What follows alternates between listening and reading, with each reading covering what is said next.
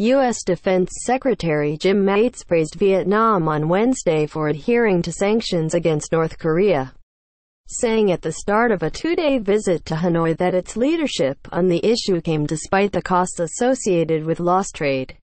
"I have to pay my respects there and thank them for their support on the North Korea issue.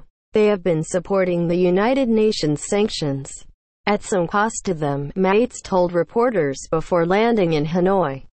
"And so we appreciate their leadership on that, leading by example and stepping up North Korea's development of nuclear weapons and missiles capable of hitting the United States has spurred deepening UN sanctions and stoked fears of a military conflict." U.S. Secretary of State Rex Tillerson said last week that the United States was getting evidence that sanctions were really starting to hurt North Korea, although there are no signs yet that they have altered Pyongyang's military calculus.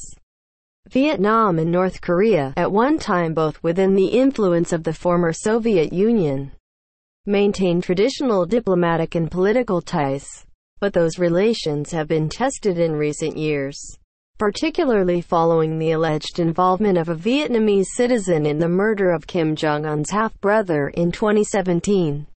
In a report to the UN Security Council in April 2017, Vietnam said it had taken measures to implement UN sanctions on North Korea. Mattis said Vietnam was adhering to those sanctions and noted that cutting off trade with a country so close carried an economic cost to Vietnam.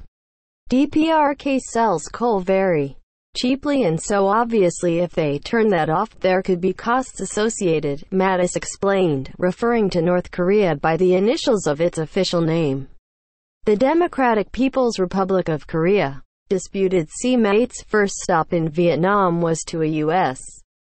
Defense Department office in Hanoi that sits just across the street from the North Korean embassy and seeks to recover the remains of U.S. troops killed in the 1965-75 Vietnam War. Some 1,293 U.S. forces are still unaccounted for, one U.S. official said. Mattis' trip comes amid steadily strengthening U.S.-Vietnamese ties, including between their two militaries, as both countries seek to put the Vietnam War firmly behind them. Relations these days are seen largely through shared concern over China's aggressive behavior in the East Sea, known internationally as the South China Sea, where more than $3 trillion in cargo passes every year. Vietnam has emerged as the most vocal opponent of China's expansive territorial claims and has been buying U.S. military hardware, including its acquisition of an armed, Hamilton-class Coast Guard cutter. The ship, one U.S. official said, was larger than anything Vietnam had in its navy. Vietnam does have one of the region's fastest-growing economies, and so freedom of navigation and access in the South China Sea will be critical to them economically and, of course, in their security efforts. Mattis said. The video is sponsored by Ciantronic.com.